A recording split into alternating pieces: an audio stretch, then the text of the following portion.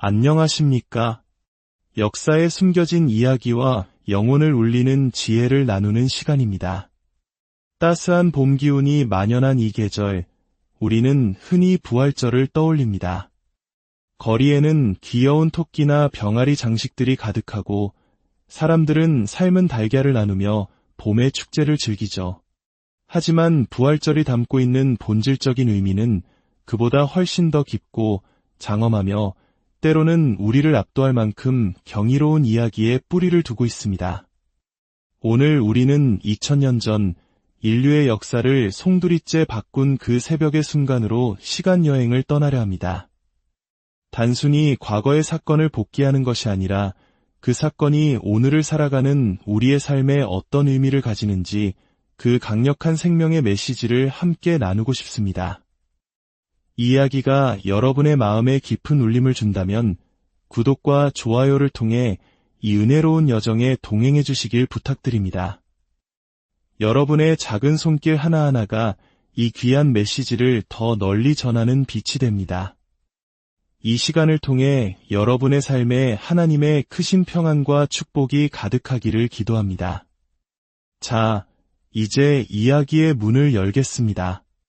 성경의 기록은 이렇게 시작됩니다. 안식일이 다 지나고 한 주의 첫날이 되려는 새벽, 막달라 마리아와 다른 마리아가 무덤을 보려고 길을 나섰습니다. 그 순간 갑자기 큰 지진이 일어나며 주님의 천사가 하늘로부터 내려왔습니다. 그 천사는 무덤을 막고 있던 거대한 돌을 굴려내고는 그 위에 앉았습니다. 그의 모습은 번개와 같았고 그의 옷은 눈처럼 희었습니다. 그 광경에 무덤을 지키던 경비병들은 공포에 질려 떨다가 죽은 사람처럼 쓰러지고 말았습니다. 여러분, 잠시 이 장면을 상상해 보십시오.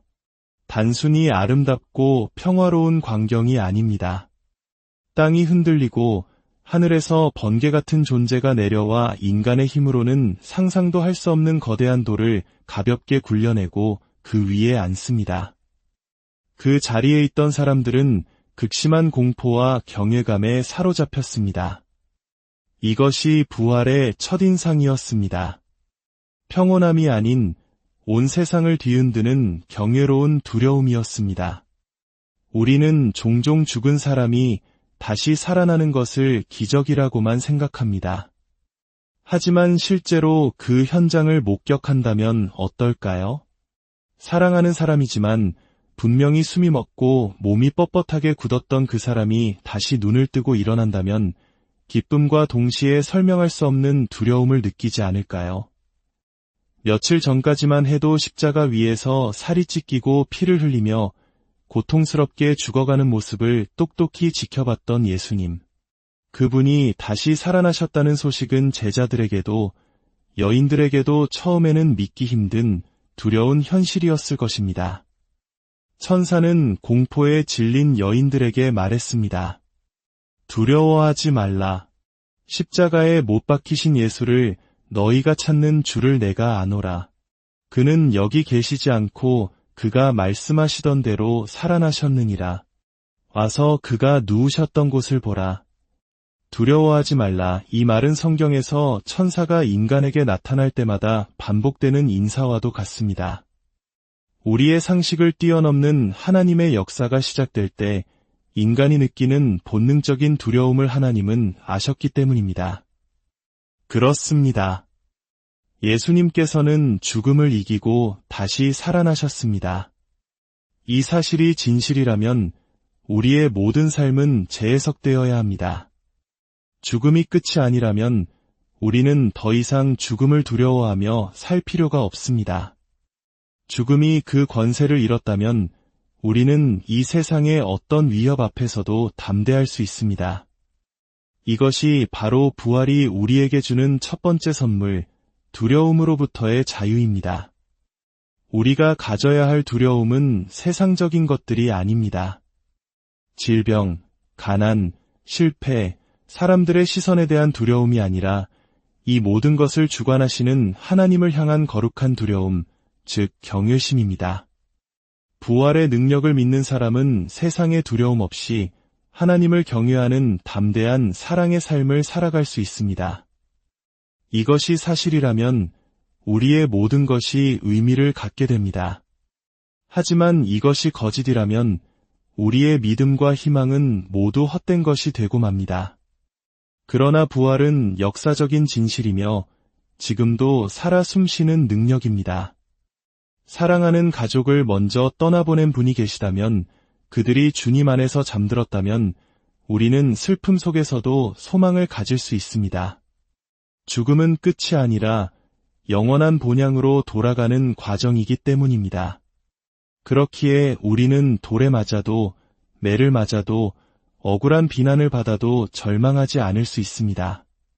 그 순간에는 두렵고 고통스러울지라도 우리의 영혼은 영원한 안전을 확신하기 때문입니다. 죽음의 순간조차 하나님의 품에 안기는 순간임을 알기 때문입니다. 오늘 우리가 기념하는 부활절은 바로 이 사실, 죽음이 힘을 잃고 하나님의 은혜가 승리했다는 위대한 사실을 축하하는 날입니다. 천사의 말을 들은 여인들은 두려움과 큰 기쁨이 뒤섞인 채 제자들에게 이 소식을 전하기 위해 무덤을 떠나 다름질 쳤습니다. 그때 예수께서 그들 앞에 나타나 말씀하셨습니다. 평안하냐? 여인들은 나아가 그의 발을 붙잡고 경배했습니다. 평안하냐? 혹은 다른 번역으로는 기뻐하라 는 의미입니다. 부활하신 주님이 우리에게 주시는 첫 번째 음성은 바로 기쁨의 회복입니다. 오늘 하루 여러분의 가족에게, 사랑하는 사람들에게, 그리고 여러분 자신에게 이 말을 건네보면 어떨까요? 기뻐하십시오. 예수님은 살아계십니다. 우리가 다시 태어난 하나님의 자녀라면 우리의 삶은 매일매일이 경이로움과 기쁨으로 가득 차야 합니다. 물론 현실의 무게에 짓눌려 기쁨을 잃어버릴 때도 많습니다. 하지만 오늘 부활의 아침을 맞아 다시 한번 우리 안에 잠자고 있던 그 기쁨을 깨워봅시다. 예수님은 살아계신다 는 사실을 잠시라도 다른 사람에게 전할 때 우리를 올가매던 두려움이 사라지는 것을 경험할 수 있을 겁니다. 하루 동안 두려움이 사라질 수 있다면 다음 날도 가능할지 모릅니다. 그리고 한 달, 1년, 마침내 저는 기쁨으로 가득합니다. 저는 예수님을 사랑하고 그분은 살아계십니다. 라고 자유롭게 고백하는 사람이 될 것입니다. 부활의 능력을 매일의 삶으로 살아내는 것, 이것이 진정한 부활 신앙입니다. 제가 인도에서 겪었던 한 이야기가 생각납니다. 수십 년 전 하나님의 놀라운 부흥이 임해 한 지역 전체가 예수님을 믿게 된 곳이었습니다. 그런데 세월이 흐르면서 처음에 그 뜨거움과 기쁨이 식어버렸습니다. 마치 우리 한국 교회의 모습과도 같아 보였습니다. 밤하늘을 수놓은 수많은 십자가들을 보며 어떤 이들은 너무 많다고, 종교적인 모습이 부담스럽다고 말하기도 합니다. 하지만 잠시 다른 시각으로 바라볼까요? 그 십자가 하나하나가 절망 속에서 희망을 찾았던 우리 부모님 세대의 눈물 어린 기도일 수 있습니다. 전쟁의 폐허 위에서 나라의 재건을 위해 부르짖었던 간절한 외침일 수 있습니다. 우리는 비판 대신 그 모든 교회를 축복하고 사랑해야 합니다. 그리스도의 몸은 하나이기 때문입니다. 다시 인도의 이야기로 돌아가서 제가 방문했을 때 그 지역은 선거 때문에 군경들이 곳곳에 배치되어 삼엄한 분위기였습니다. 사람들은 두려움에 떨고 있었죠. 저는 함께한 현지 목사님들에게 말했습니다. 이것이 바로 복음을 전할 기회입니다. 군경들이 우리 차를 세울 때마다 우리는 예수님을 사랑하고 당신들을 위해 기도하고 있습니다. 라고 말하자고 제안했습니다. 처음에는 어색해하던 그들도 성령님의 임재를 구하며 그대로 실천했습니다. 그러자 놀라운 일이 일어났습니다. 총을 들고 경계하던 군인들의 얼굴에 당혹감과 함께 경이로움이 피어났고 그들은 정말 멋지군요. 어서 가보세요. 라며 우리를 보내주었습니다. 그 순간 차 안에 있던 모든 이들은 말할 수 없는 하나님의 능력에 압도되었습니다. 우리는 매일 빛을 발하도록 부름받은 존재입니다. 부활의 생명을 안다면 우리는 어떤 상황에서도 빛을 비출 수 있습니다. 이제 부활의 능력이 어떻게 한 사람의 인생을 그리고 그 주변까지 변화시키는지를 보여주는 한 실화를 들려드리고자 합니다. 이 이야기는 아프리카 모잠비크에서 사역하는 저희 동료 목회자에게 일어난 일입니다. 그의 이름은 프란시입니다. 어느 날 밤 수백 명이 모인 교회의 수련회 장소에서 그는 모두가 안전하게 잠들 수 있도록 교회 문을 잠그러 밖으로 나갔습니다. 그 순간 기독교인들을 증오하는 무리에게 붙잡혀 무자비한 폭행과 함께 여러 차례 칼에 찔리고 말았습니다. 그는 결국 숨을 거두었습니다. 함께 있던 성도들은 절망에 빠져 울부짖으며 기도했지만 아무 일도 일어나지 않았습니다. 경찰에 신고했지만 위험한 동네라며 출동을 거부했습니다. 구급차 역시 마찬가지였습니다. 결국 수소문 끝에 낡은 차 한 대를 구해 차갑게 식어버린 프란시의 시신을 싣고 병원으로 향해야 했습니다. 시동조차 걸리지 않는 차를 수많은 사람들이 밀고 밀어서 말입니다. 병원에 도착했지만 프란시는 이미 사망 판정을 받고 시신 안치실로 옮겨졌습니다. 모든 희망이 사라진 순간이었습니다. 그런데 몇 시간 후 시신들을 보관하던 그 차가운 안치실에서 비명이 터져나왔습니다.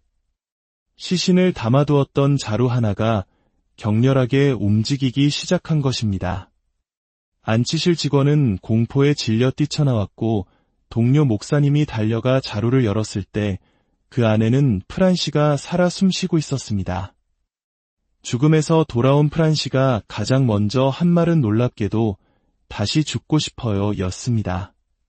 죽어있는 동안에는 아무 고통이 없었는데 다시 살아나니 온몸에 찢어지는 듯한 고통이 느껴졌기 때문입니다. 의료진이 급하게 진통제를 투여하자 그는 부어오른 입술로 이렇게 속삭였습니다. 그들을 용서해 주십시오. 여러분, 이것을 생각해 보십시오. 프란시 역시 우리와 같이 죄를 짓고 넘어지기를 반복하는 평범한 사람이었습니다. 하지만 죄 없으신 예수님께서 자신을 위해 죽으시고 그를 모든 죄에서 자유롭게 하셨다는 것을 알았기에 그는 자신을 죽인 자들을 용서할 수 있었습니다. 부활의 능력은 우리에게 용서할 수 있는 힘을 줍니다. 이야기는 여기서 끝나지 않습니다. 다음 날 기적적으로 모든 상처가 회복된 프란시는 경찰서로 향했습니다. 자신을 살해한 범인 중 한 명이 체포되어 있었기 때문입니다. 그는 경찰에게 말했습니다. 이 사람을 처벌하는 것을 원치 않습니다. 고소하지 않겠습니다.